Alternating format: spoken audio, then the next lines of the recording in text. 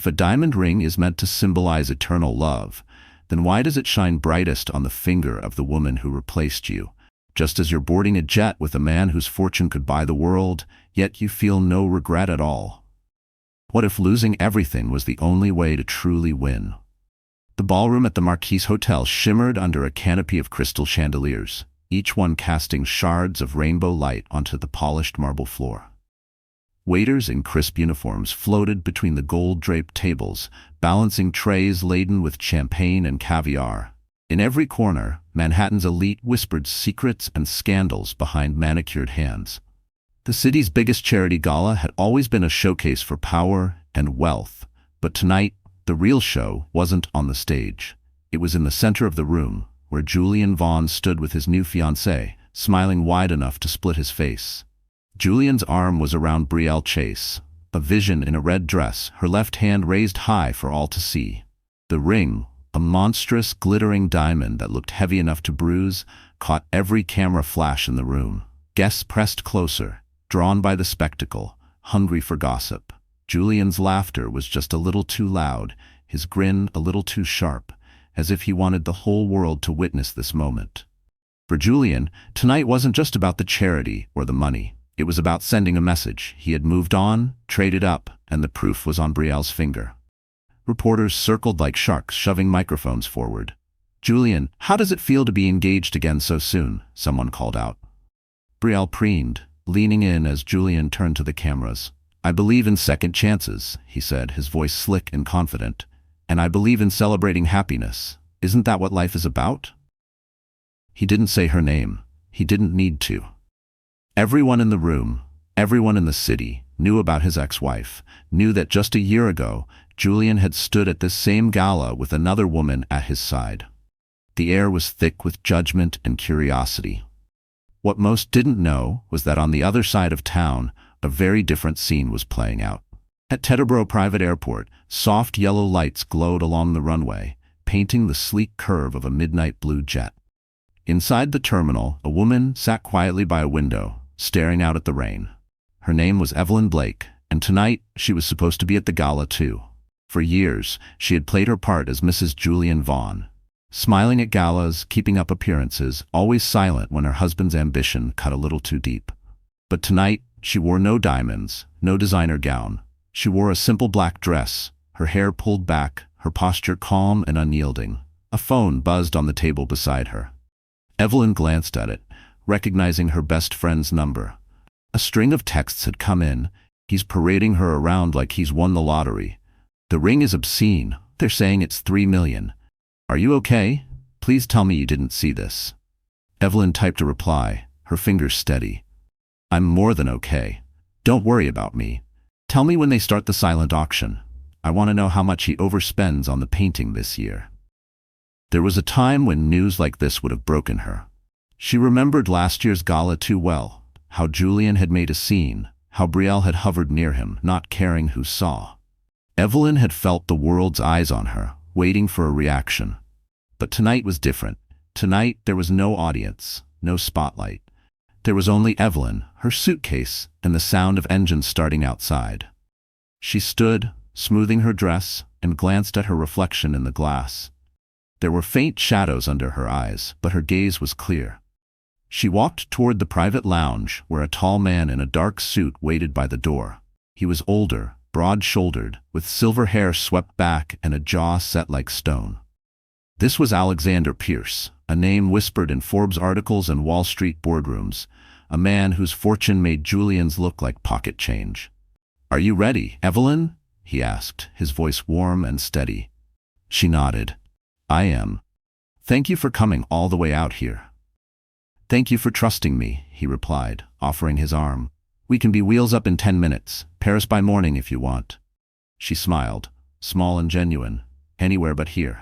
Outside, the rain had slowed to a drizzle. Evelyn and Alexander walked together toward the waiting jet, every step echoing with the weight of endings and the promise of new beginnings. Her phone buzzed again. One last message from her friend. "He's making a speech. He thanked you. Said you helped make him the man he is." Evelyn stared at the screen, then typed back with a wry smile. "He's not wrong. I did. But he has no idea what I made of myself." Behind her, the city's brightest ballroom was caught up in Julian's charade. Cameras flashed, laughter rang out, Brielle sparkled. But no one noticed the quiet departure at the airport, the elegant woman stepping onto a jet without looking back. No one saw the billionaire at her side, the way he looked at her with respect, not possession. And as the jet's door closed, as Evelyn buckled in and Alexander sat across from her with a glass of champagne, there was only one thing she felt. No regret. Only relief, only freedom, and the sense that her real story, the one without Julian, without betrayal, was just about to begin. Tonight, Julian Vaughn could have his headlines, his diamonds, his hollow victory. Evelyn Blake was airborne, far above it all, with a future brighter than any ring. And for the first time in years, she wasn't afraid of what tomorrow might bring. If you asked anyone in Manhattan about Evelyn Blake a year ago, you'd get a polite smile, maybe a shrug, and the same story. She was Julian Vaughn's wife. The girl from nowhere. Soft-spoken, always dressed just a shade too simply for the circles she moved in. Her life, from the outside, seemed like a classic fairy tale. But nobody ever asked how the fairy tale began, or what it cost to keep the glass slipper on. Evelyn was born Evelyn Harper in a tiny town outside Des Moines, Iowa. Her father was a mechanic, her mother a part-time school secretary. They lived in a faded yellow house at the edge of town, a place where dreams felt small and the horizon always looked so far away. Evelyn's mother taught her to read before kindergarten and filled her world with stories of places she'd never seen. Her father, rough around the edges but gentle in his own way, built her a wooden swing on the big sycamore tree. It was on that swing Evelyn made a silent vow. She would not spend her whole life wishing for more. She'd find a way to leave, to see what was out there, even if it meant doing it all alone. By 16, Evelyn was valedictorian and working weekends at the local diner, squirreling away every tip. College was her ticket out. She earned a full scholarship to NYU, studying finance. The city overwhelmed her, but she forced herself to keep up. While classmates bought designer clothes and Ubered everywhere, Evelyn thrifted her blazers and walked in the rain, never complaining, never missing class. Her favorite spot was the university library, where she could dream without feeling small. It was during her senior year that she met Julian Vaughn, tall, magnetic, the son of a real estate magnate. He swaggered into her life like a storm, all confidence and expensive cologne. Julian noticed Evelyn at a campus mixer, drawn by her quick wit and the way she listened more than she spoke. Their first date was a blur of rooftop views, laughter, and promises whispered under city lights. To Evelyn, Julian was dazzling, a man who made the world spin faster, who saw her not as a girl from nowhere, but as someone worth showing off. For a while she believed him. The whirlwind romance swept her into a new life. After graduation, they married in a marble-floored ceremony, the guest list packed with names Evelyn recognized from magazine covers. Julian liked to show her off. "My wife is so smart. She's from Iowa. She's real." At every event, she was the breath of fresh air among heiresses and models. But as months passed, Evelyn felt herself shrinking inside the golden cage. Julian liked his women elegant but silent, sharp but never threatening. Whenever she spoke her mind about business, about art, about his company, he'd smile, squeeze her hand a little too tight, and change the subject. In private, things were different. Julian had a temper, a need to control, a way of making Evelyn doubt herself. He'd mock her for crying at old movies, belittle her for acting like a small-town girl. When she suggested saving money or helping her family, her opinions became invisible, her needs always second to his. She learned to apologize even when she hadn't done anything wrong, learned to smooth over his tantrums and accept that her value was tied to how well she fit the role he'd written for her. The years blurred together. Evelyn threw herself into charity work, first as a volunteer, later as the silent backbone behind Julian's philanthropic image. She managed events, balanced books, and built relationships with donors, all while letting Julian take the credit. She thought if she just tried hard enough, she could make him happy, make him see her for who she really was. It never worked. Her breaking point came the night of their 5th anniversary. The gala was in full swing. Julian was laughing too loudly, glass of scotch in hand, whispering with a woman Evelyn didn't recognize. When Evelyn confronted him later, he sneered, "Don't embarrass yourself. You know how these things work." That night, she cried for the first time in years. She realized nothing would ever change. But what no one knew, what even Julian failed to notice, was that Evelyn never stopped learning. While he mingled with the rich and famous, she built a quiet empire of her own. She invested her small inheritance in startups run by women, learned the language of stocks and crypto, and made shrewd moves under an alias. She used the skills she honed in Julian's shadow, turning his lessons in manipulation into her armor. By the time their marriage truly unraveled, Evelyn was already standing on her own financial ground, even if the world saw her as fragile. So when the divorce came, public, ugly, splashed across tabloids, Evelyn played her part. She let the lawyers do the talking. Let Julian bask in the attention of his new fiancée. Let the world whisper that she'd be lost without him. What they didn't see was Evelyn quietly severing ties, buying herself an apartment in Paris, reconnecting with friends and mentors Julian never knew she had. She never took the bait, never stooped to Julian's level, never gave a headline the satisfaction of her pain. And now, here she was, not the abandoned ex-wife, not the heartbroken girl from Iowa, but a woman with her own story, a story no longer defined by Julian Vaughn. As the jet taxied toward the runway, Alexander Pierce sat across from her, watching with a mix of curiosity and admiration. He knew bits of her past, but he was most interested in her future. "You know," he said quietly, "there's nothing more dangerous than a woman who has nothing left to lose." Evelyn met his gaze, her eyes clear.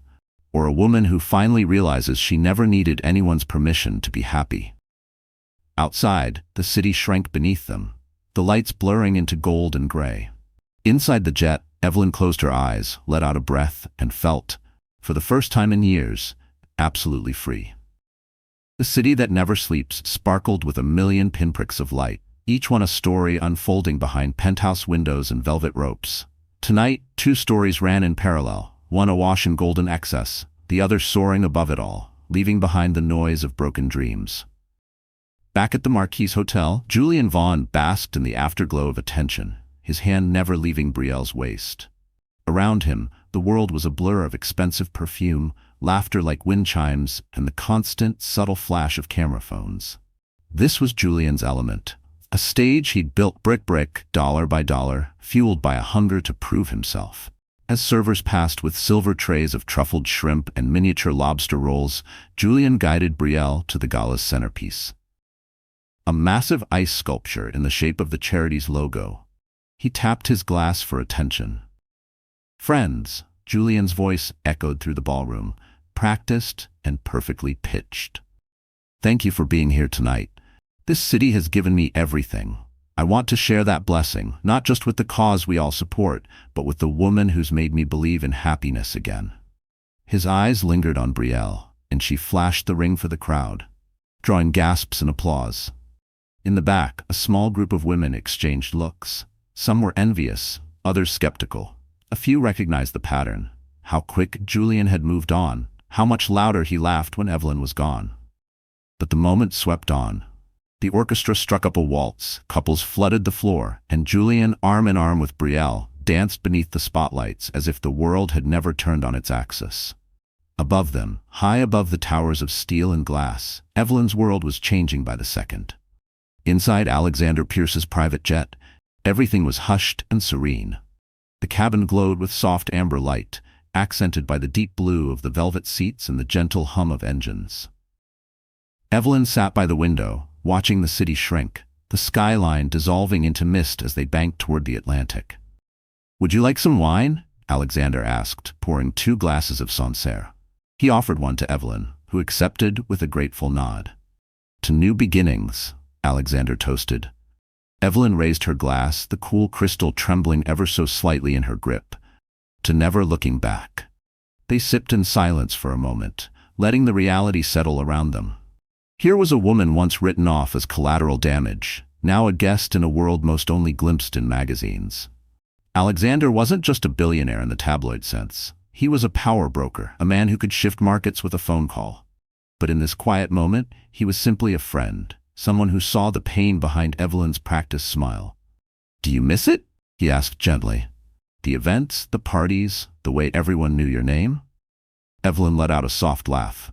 You mean, do I miss pretending to be happy for the sake of strangers? Not a bit. Alexander smiled, sensing the weight behind her words. I hope you know, you're not just running away, you're running towards something better. Evelyn watched the clouds swirl outside, her mind drifting to the life she'd left behind. She thought of the years spent tiptoeing around Julian's moods, the hours wasted on apologies, the effort she'd poured into making their home a sanctuary, only to have it shattered by ambition and ego. She looked at Alexander, determination sharpening her features. I'm not running, not anymore. For the first time, I'm choosing my own destination. The jet leveled out, cutting smoothly through the night. Evelyn's phone buzzed with notifications, tabloid headlines about the gala, texts from acquaintances who pretended to care. She put it aside, refusing to let gossip define her. The world could say what it wanted. She was done playing the role of the scorned ex-wife. Back in Manhattan, the party swelled to its climax. Julian and Brielle posed for a round of photographs, every angle calculated for maximum impact. He felt invincible, untouchable, the king of his own glittering court. But for all the eyes on him, for all the hands shaking his, a flicker of insecurity passed across Julian's face when the music paused and someone mentioned Evelyn's absence. Where is she tonight? An investor's wife whispered, just loud enough for Julian to hear. I always liked her, you know, she had such grace. Julian bristled, squeezing Brielle's hand a bit too tightly. Evelyn's moved on, he replied, his tone clipped. We both have. She's probably on a yoga retreat or something. It's for the best. The lie tasted bitter. For all his bravado, Julian couldn't erase the memory of Evelyn's quiet strength, the way she'd carried herself at these events, never trying to outshine anyone, yet always unforgettable. No matter how loud the room got, Julian sometimes caught himself searching for her laughter, her calming presence, the one thing he'd never been able to buy or control. But Evelyn was gone. And tonight, Julian believed he'd finally won. Miles above, Evelyn reclined in her seat, exhaustion washing over her as the city disappeared behind her. She'd spent years trapped in a life built on pretense. Now, with every mile the jet covered, she felt lighter. The pain of betrayal, the weight of expectation, even the sting of public humiliation, all of it was fading with the lights of Manhattan. She looked at Alexander, a silent question in her eyes. Do you ever regret leaving it all behind? Alexander's answer was simple. Only the time I wasted before I did. Evelyn smiled. Then maybe we're both exactly where we're supposed to be. The jet soared higher, carving a path into the unknown. In the ballroom below, applause thundered and champagne flowed. But the real story, the one that would be whispered in boardrooms and beauty salons for years, wasn't about the size of Brielle's diamond or the man who bought it. It was about the woman who dared to leave it all behind, and the new world she was about to claim. Every fairy tale needs a villain, but in Manhattan, the lines are rarely so clear. Julian Vaughn's new life was a performance staged for the world. All sparkle, no shadow. If you asked him, he wasn't the villain. He was the hero who survived a cold, unsupportive wife and rebuilt his happiness. But those who watched closely, who heard the rumors behind the curtain, knew better. Julian was not just a man who moved on. He was a man who needed to win at any cost, no matter who he trampled along the way. Tonight, at the Marquis Hotel, Julian basked in the spotlight. Every word he spoke was chosen for effect. Every smile was sharpened with the memory of battles lost and won. At his side, Brielle Chase radiated the confidence of someone who believed she had finally arrived. She was the face of Julian's upgrade, younger, flashier, unburdened by a past that asked questions or expected too much. In private, their relationship was transactional, built on shared ambition and mutual advantage. Do you like it? Brielle whispered, flashing her ring at a group of influencers clustered near the dance floor. He picked it out himself. 3 carats, cushion cut.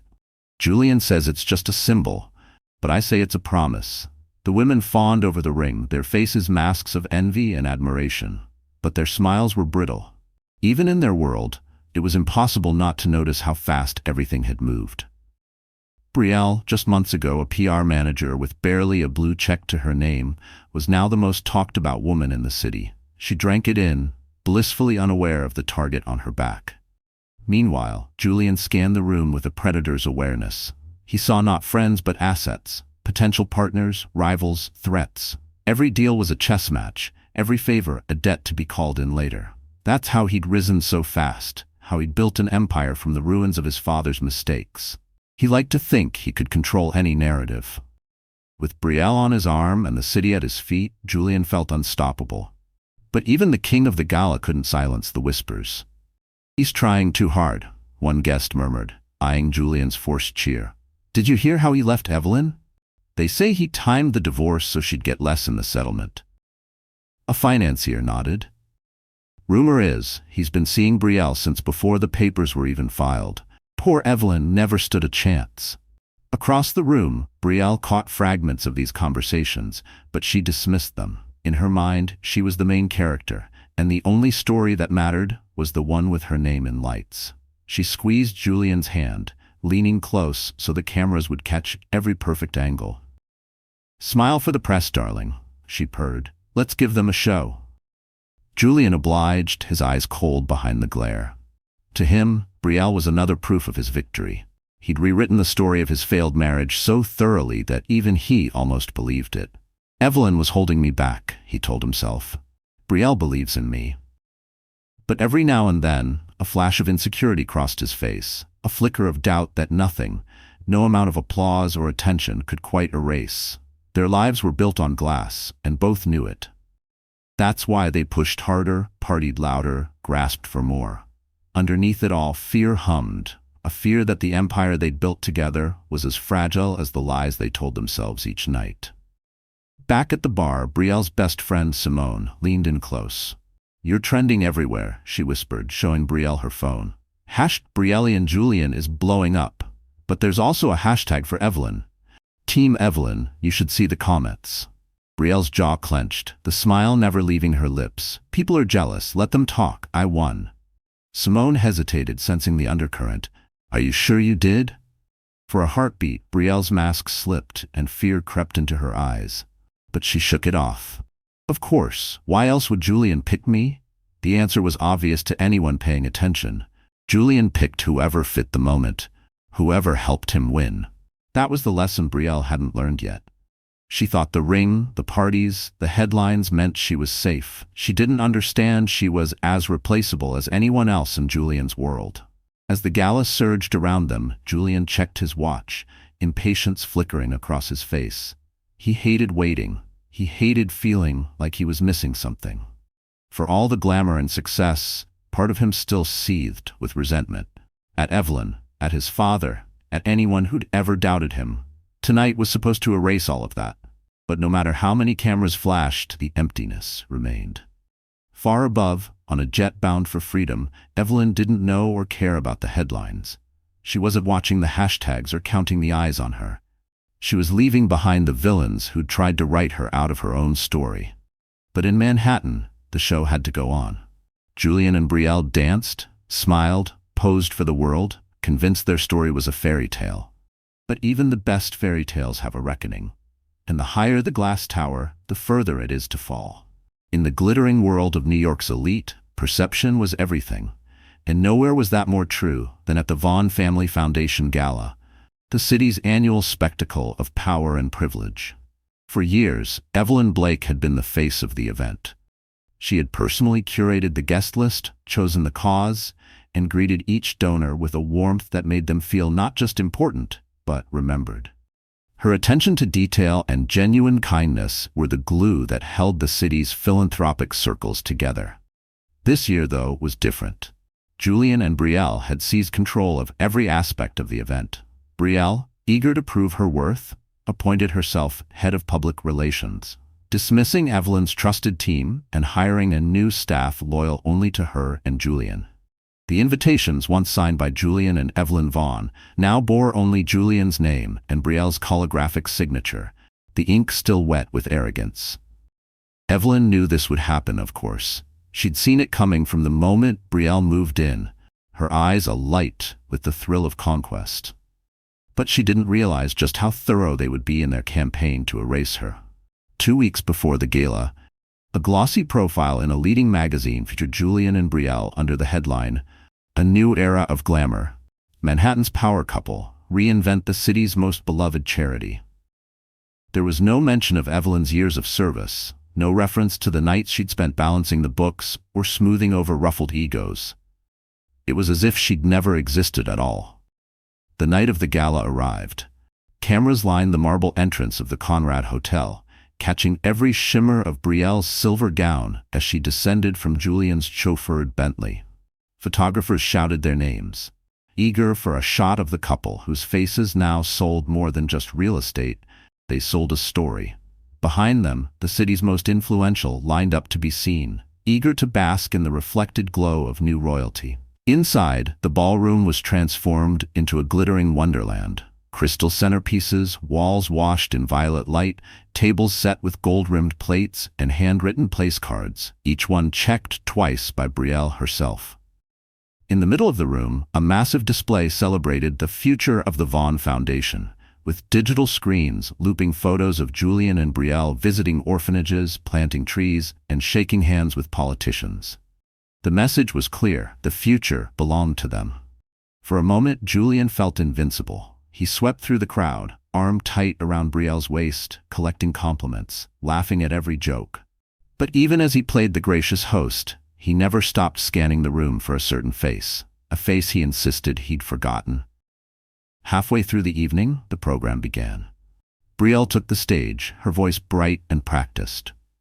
Tonight, we're here to celebrate not just a charity, but a new chapter. When Julian and I decided to take the foundation in a bold new direction, we knew we had to dream big.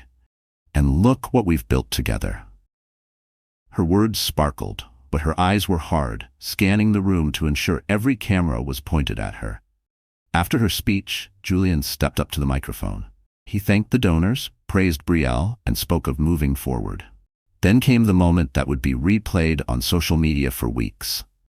"We honor those who helped us get here, even if they're not with us tonight," Julian said, pausing just long enough for the room to buzz with speculation. "Change is never easy, but it's always necessary. So let's toast to the future, and to those who made the past possible." It was a masterstroke of erasure, a nod to Evelyn that sounded like praise but felt like a shove out the door. The applause that followed was polite, but cool. Among the guests, some exchanged uncomfortable glances, others whispered behind raised hands. The message was clear. Evelyn was gone, and she wasn't coming back. Backstage, Brielle watched the reactions on a hidden monitor, her mouth set in a triumphant line. "She'll see this online," she muttered to her assistant. "She'll finally get it. This is our world now." The final act of the night came in the form of a video tribute. A montage played on the giant screens, set to swelling music. Brielle cutting ribbons, Julian shaking hands, happy children holding gifts. In the entire 7-minute reel, there was not a single image of Evelyn. Her years of work had been wiped clean, as if they'd never happened. The city watched as a woman's legacy vanished in a flicker of pixels. Far from the glitz and glare, in a quiet apartment on the other side of town, Evelyn saw the video on her phone. She didn't cry. Not this time. She watched as her former life played out without her, her role rewritten by those who saw her only as an inconvenience.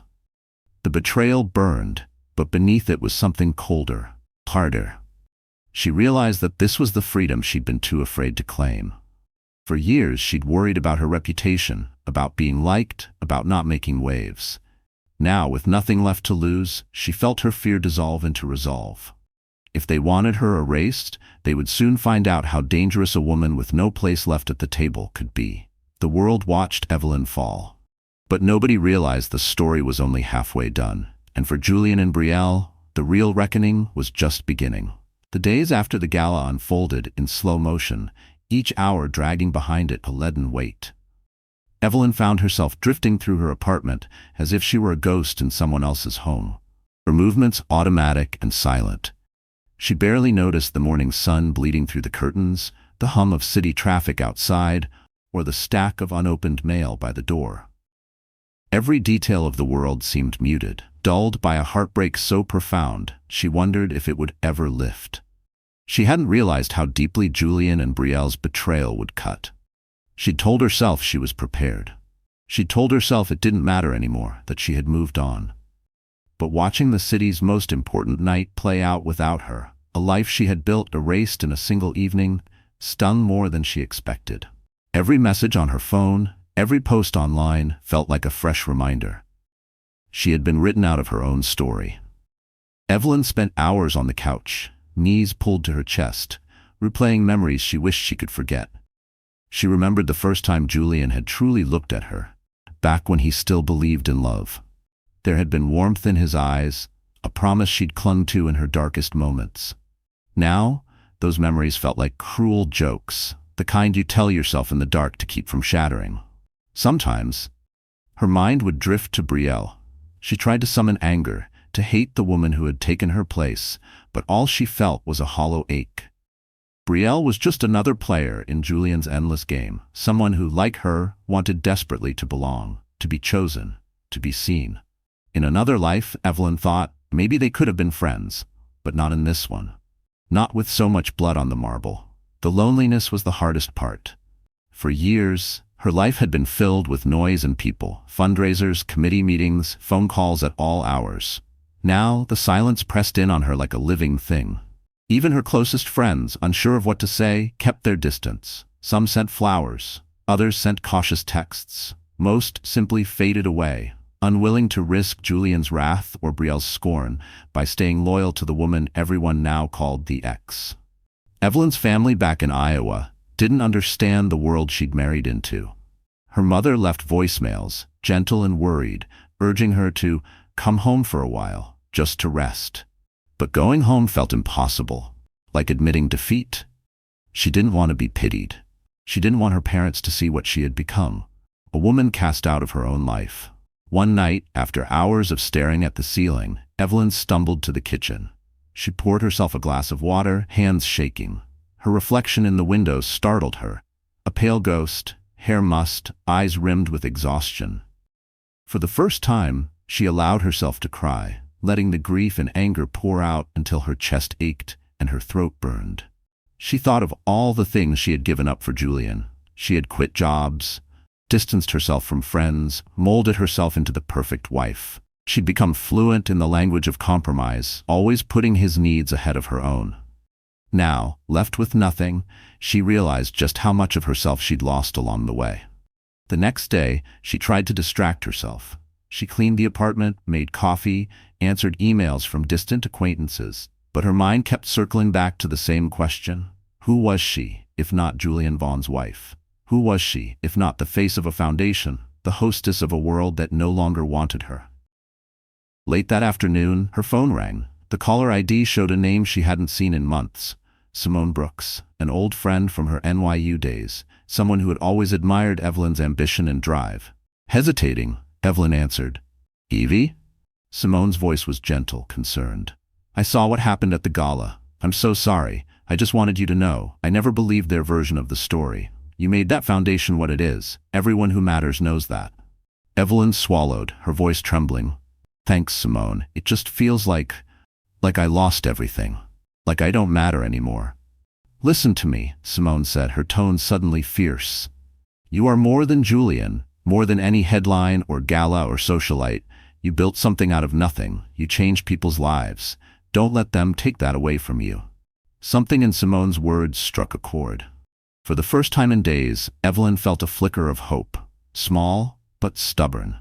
Maybe she wasn't powerless. Maybe, even now, she could reclaim something of herself. She didn't know what that looked like yet, but she knew she owed it to herself to try. That night, as the city pulsed outside, Evelyn sat by the window, watching the lights flicker on in the skyscrapers across the river. She wrapped herself in a blanket, feeling the first stirrings of resolve in her chest. If her story was really over, why was she still here? Why was her heart still beating, still aching for more? She realized then that maybe she hadn't lost everything.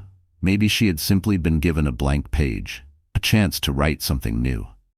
For the first time since the betrayal, Evelyn allowed herself to believe that her best chapters might still be ahead. She closed her eyes, breathing deeply, letting the pain and the possibility swirl together.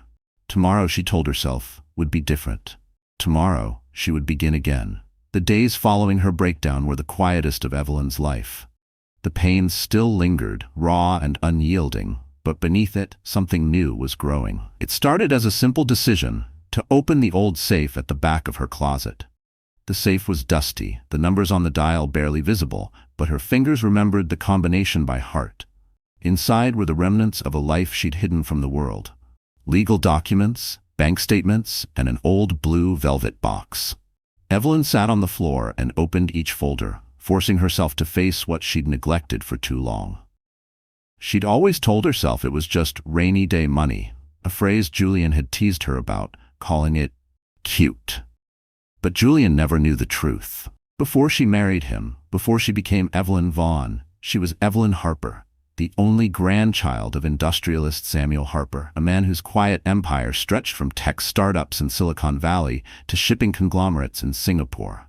Her grandfather had been a genius, but he hated the spotlight, and when he died, he left his fortune to Evelyn in a complex trust, managed by lawyers who answered only to her.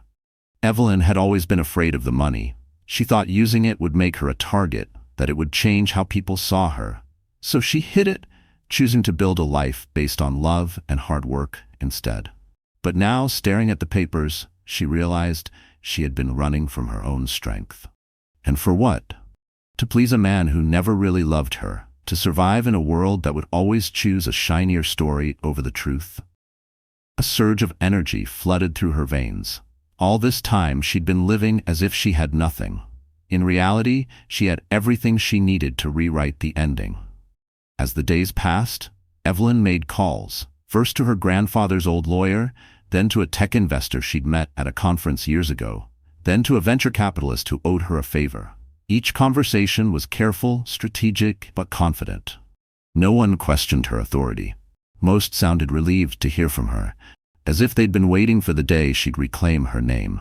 With every call, Evelyn felt her old self return. The ambitious college graduate who once believed she could change the world, the strategist who never flinched from a challenge. She reached out to the directors of the charities she'd worked with for years, offering silent funding and new connections. She didn't need headlines or credit. She needed to know that her work, her values, would live on, with or without the Vaughn name attached. But her greatest move was yet to come. One rainy morning, a sleek black sedan arrived at her building. Alexander Pierce stepped out, dressed in a sharp navy suit, his silver hair glinting in the mist. Evelyn hadn't seen him since their flight out of New York. She'd assumed he'd moved on, but now, as he climbed the stairs and knocked on her door, she realized how wrong she'd been. "May I come in?" he asked, his voice gentle. Evelyn nodded, stepping aside. He took in the boxes, the files, the blue velvet box. "You're working," he observed, a hint of a smile on his lips. "I can see the Harper in you now." Evelyn almost laughed. "I guess I always thought I had to choose. I could be strong, or I could be loved. Never both." Alexander shook his head.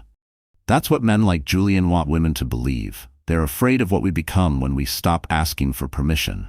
She looked at him, really looked at him, the way his presence filled the room, but not in the way Julian's ever had. Alexander didn't want to control her. He wanted to see her succeed, to be her ally, not her master. "Why did you come?" she asked softly. He hesitated. "Because I heard about the gala. Because I know what it feels like to be erased, and because I have an offer." He handed her an envelope. Inside were the details of a new business venture, a global charity initiative that would fund women-owned startups and provide scholarships for underprivileged girls around the world. The project needed a leader, someone with vision, connections, and a track record of building real change. "I want you to run it," Alexander said. "Full autonomy, full backing, your name on every contract." Evelyn stared at the papers, disbelief warring with hope. "Why me?" He met her gaze. "Because you built an empire with nothing but grit and kindness. Because you survived what would have destroyed most people. Because you have more power than you realize. And because the world is ready for women like you to lead." For the first time in months, Evelyn smiled, a real, honest smile that made her feel like herself again. She felt the heavy shell around her heart begin to crack. "Let's do it," she said, her voice steady. Alexander grinned. "You'll need a team, and I have just the people in mind." For the next several days, Evelyn assembled her army. She recruited Simone, her old friend, and a handful of former colleagues and allies she'd helped over the years. Each woman brought her own strength, her own scars. They understood what it was like to be underestimated, overlooked, erased. The work was intense but exhilarating. With each day, Evelyn felt her confidence return. She stopped reading the tabloids, stopped caring about Julian and Brielle's latest antics. Instead, she poured her heart into something bigger, something that would outlast any scandal or betrayal. But beneath the triumph, a question lingered. What would Julian do when he realized the woman he'd cast aside was no longer just surviving, but thriving? What would happen when the city saw who Evelyn really was? The answer was coming. And this time, it would be Evelyn who owned the stage. Evelyn stood in front of her bathroom mirror, hands pressed against the cool marble, studying her reflection as if seeing herself for the first time. The shadows of sleepless nights had faded, replaced by a new light in her eyes. Clear, confident, unafraid. Gone was the woman who shrank in the corners of ballrooms, who bit her tongue for peace, who allowed herself to be diminished in the name of love. What she saw now was the version of herself her grandfather always believed in. A woman made for more than surviving other people's ambitions. The transformation was more than skin deep, but it began, in small part, with the surface. On the advice of Simone and the other women on her new team, Evelyn decided to change everything that could be changed. Her hair, once a gentle chestnut, was now a rich, assertive dark brown, cut into a modern, effortless bob. She updated her wardrobe, trading the demure dresses Julian preferred for sleek, powerful silhouettes. Tailored blazers, bold colors, sharp heels that clicked with every step she took. Each detail was a declaration. She was done apologizing for taking up space. But the real metamorphosis happened in the choices she made and the risks she was now willing to take. Each morning began with strategic calls to her new board, mapping out their ambitious agenda. She wasn't content with being a silent partner or a donor behind the scenes. She took center stage, negotiating partnerships, organizing high-profile events, and leveraging Alexander Pierce's connections in Europe and Asia. She spoke on panels about women's leadership, signed her name to initiatives supporting education and entrepreneurship, and graced magazine covers, not as Julian Vaughn's ex-wife, but as Evelyn Harper, founder and CEO. For the first time, Evelyn felt the power of her own voice. It wasn't about being the loudest in the room, it was about being heard for the right reasons. She insisted on integrity and transparency in every deal. She prioritized hiring other women who had been underestimated, who'd clawed their way through glass ceilings and glass walls. In staff meetings, her ideas were met not with skepticism or polite nods, but with genuine enthusiasm and respect. Of course, the world took notice. The first article came out in a major business magazine. The rebirth of Evelyn Harper, from socialite to CEO.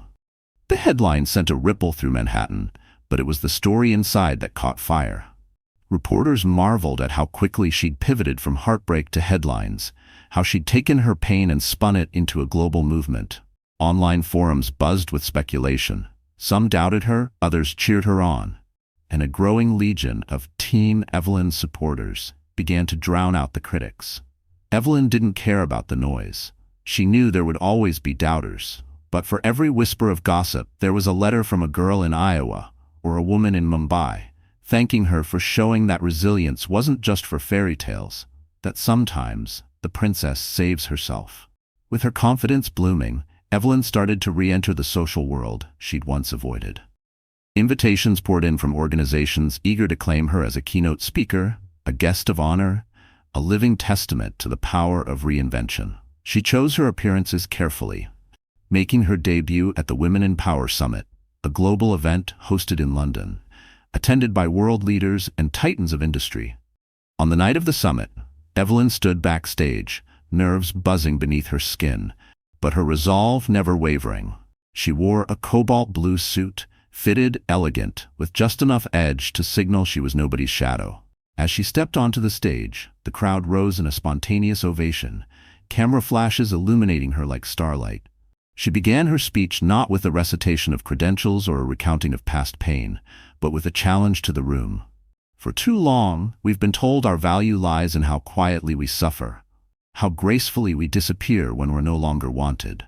I say our value is in how loudly we rise, in how fiercely we refuse to be erased.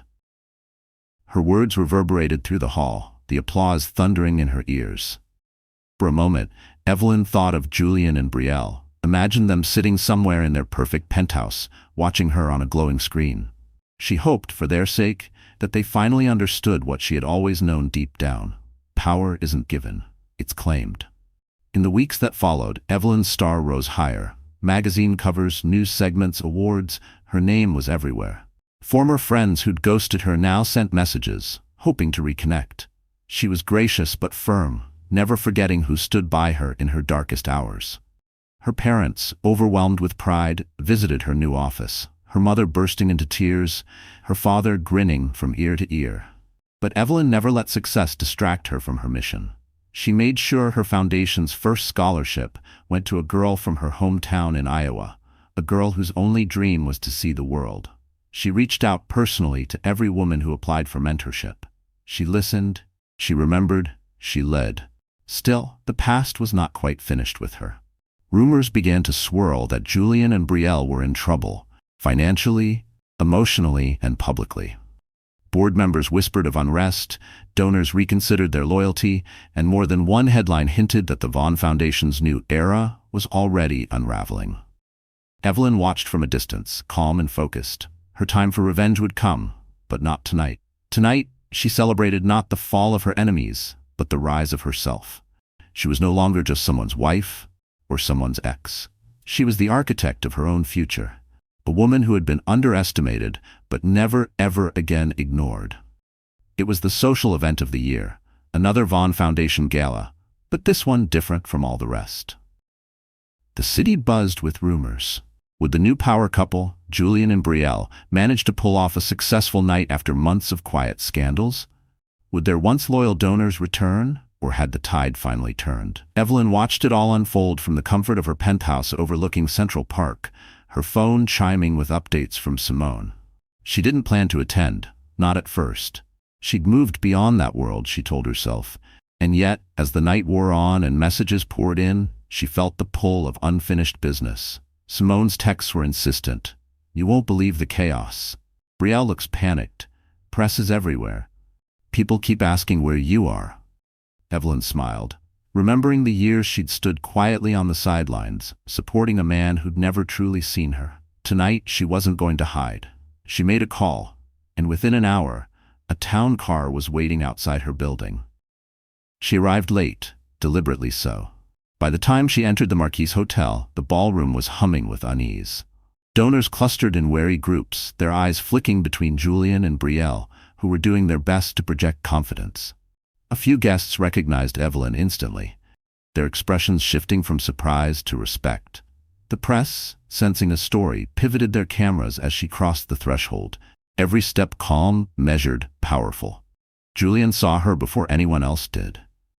For a moment, his practiced smile faltered, replaced by a look of something like fear. Brielle's face went white, her hand tightening around her champagne flute. The orchestra trailed off awkwardly mid-song as the energy in the room shifted, a ripple that turned into a wave. Evelyn didn't shrink or stall. She walked directly to the table of VIP donors, many of whom she'd cultivated over years of hard work and real friendship. They rose to greet her, some embracing her warmly, others simply shaking her hand with obvious relief. "It's so good to see you," said Mrs. Alvarez, one of the city's most influential philanthropists. "We've missed you terribly. The foundation hasn't been the same." Evelyn thanked her, accepting the kindness with quiet grace. As she moved through the room, more and more guests broke from their conversations to approach her, some offering congratulations on her recent successes, others apologizing for how things had ended before. By the time she reached the front of the ballroom, it was clear to everyone who the real center of gravity was. The main event of the evening was a panel on women's leadership in philanthropy. Evelyn had been listed in the program as an honored guest, a last-minute addition after several sponsors threatened to pull out if she wasn't involved. Brielle, determined to maintain control, insisted on moderating the discussion herself, hoping to outshine Evelyn once and for all. But when the panel began, it was clear that Brielle was out of her depth. Her questions were shallow, her comments rehearsed, and the audience, used to Evelyn's intelligence and authenticity, grew restless. When Evelyn finally took the microphone, the room fell silent. She began not by attacking her rivals, but by lifting up the women around her. Tonight, I want to talk about the invisible work women do. The work that goes unseen, unpraised, and often unrewarded. I want to talk about how true leadership isn't about who gets the credit, but about who changes lives. The applause was thunderous. Evelyn spoke with clarity and conviction, sharing her new foundation's vision, her commitment to empowering other women, and her refusal to be erased by anyone's narrative. She shared personal stories, some painful, some triumphant, but never once stooped to bitterness. When she finished, the standing ovation lasted nearly a full minute. Julian, watching from the edge of the stage, felt the cold sting of defeat. Everything he'd built on spectacle and status was slipping through his fingers, replaced by something he could neither command nor control: respect. Even Brielle, ever the performer, couldn't hide her jealousy or her terror as she watched the crowd embrace the woman she'd tried so hard to replace. But the coup de grace was yet to come. After the panel, as guests mingled and the press jockeyed for interviews, Evelyn took her place beside Alexander Pierce, her business partner, mentor, and, some whispered, the real power behind her ascent. Together, they announced a groundbreaking partnership. Her new foundation would be absorbing the Vaughan Foundation's largest programs, backed by an unprecedented endowment from Pierce's global company. It was a move that had been weeks in the making, one that would leave Julian and Brielle's charity little more than a shell. Reporters clamored for comment, cameras flashing as Evelyn, poised and unflappable, fielded every question with grace. She credited her team, acknowledged her mentors, and with a quiet smile, thanked all those who believed in me, even when it wasn't easy. The headlines that followed were electric. Evelyn Harper outshines Vaughan at his own gala. Pierce and Harper announce game-changing merger. From outcast to icon, Manhattan crowns a new queen. By midnight, it was clear. The city, the press, and even many of Julian's own former supporters had chosen sides. And this time, they stood with Evelyn. As she left the ballroom, her phone buzzed with a message from Simone. "You did it. You really did it." Evelyn looked back one last time, not with bitterness, but with gratitude. Her victory was not in humiliating her enemies, but in refusing to let them dictate her story. She had built something lasting. She had earned her place, not by tearing anyone down, but by lifting others up. The world had seen her fall. Tonight, they watched her soar. The city glittered beneath the midnight sky as Evelyn's car glided along Fifth Avenue, a peaceful hush falling over the chaos she'd left behind. The events of the gala replayed in her mind, not as a blur of revenge, but as a clear, unbroken line leading her to this moment. For the first time in years, she felt utterly, perfectly calm. She leaned back against the cool leather, phone silent for once, and let the adrenaline fade. Her team was celebrating at her new foundation's office, the women who'd stood beside her to the end. Simone's laughter would be echoing through the halls, and her parents, watching the news from Iowa, would surely be crying happy tears.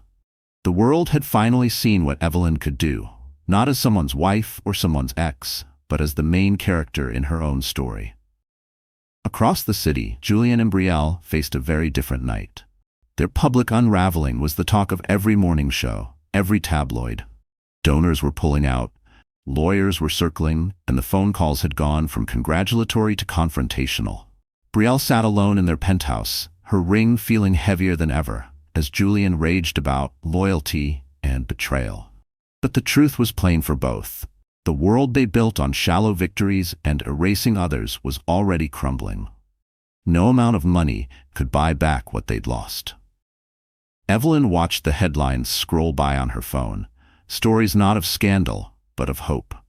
Young women from around the world tweeted their thanks and their dreams. The hashtag No Regrets trended as thousands shared their own stories of starting over, of reclaiming what they'd been told was lost. In the days and weeks that followed, Evelyn's life became busier than ever. She spoke at universities, mentored young leaders, and traveled to cities where women's voices were still silenced. She appeared on magazine covers, yes, but more importantly, she appeared in boardrooms, classrooms, and shelters, reminding everyone that power and kindness are not opposites. At the heart of her new work was a simple promise: never let anyone write your story for you. Her foundation's motto became its rallying cry: begin again, unapologetically. The world had seen Evelyn rise from the ashes, not by stepping on others, but by lifting as she climbed. One rainy afternoon, as she prepared for an international flight, Simone joined her in the office. "Did you ever imagine," Simone asked, "that all of this could come from what happened last year?" Evelyn smiled. "I never imagined any of this. I just knew I couldn't go back. I had to become someone even I could respect." Simone nodded. "You know, you're giving a lot of women permission to demand more." Evelyn's gaze was steady. "That's all I ever wanted. I wasted so many years making myself small to fit into someone else's vision.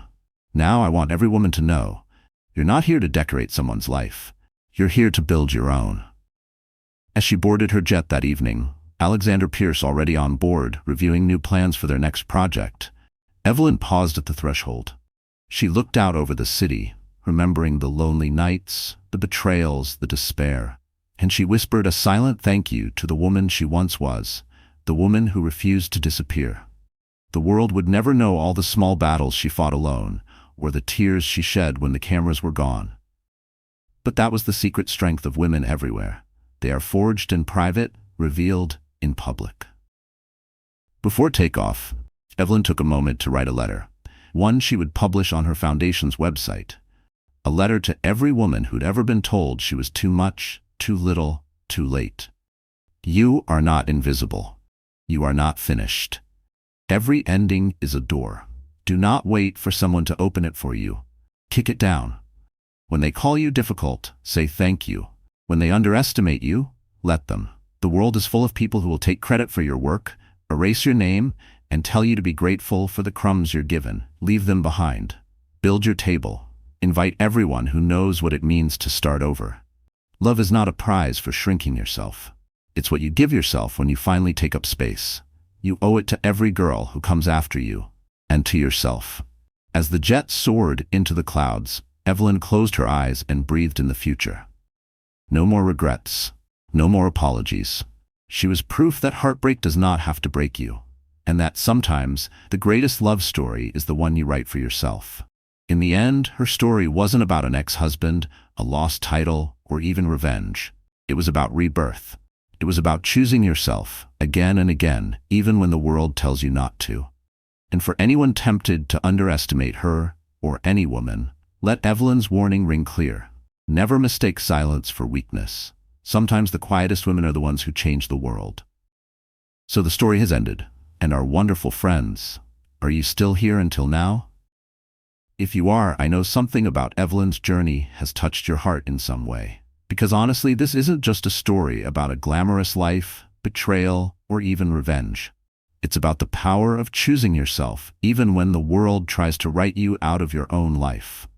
Sometimes losing everything you thought you needed is exactly what sets you free. As the great Lao Tzu once said, new beginnings are often disguised as painful endings. That's the truth Evelyn discovered. Heartbreak doesn't have to break you. It can heal you if you let it. So if you're standing at a crossroads, doubting your strength, remember, you're not alone. Every ending can be a new start. If you found even a piece of yourself in Evelyn's courage, please like, share, and subscribe to our channel. And tell us in the comments, what part of this story resonated with you the most? Your story matters. Maybe today is the day you begin again, unapologetically.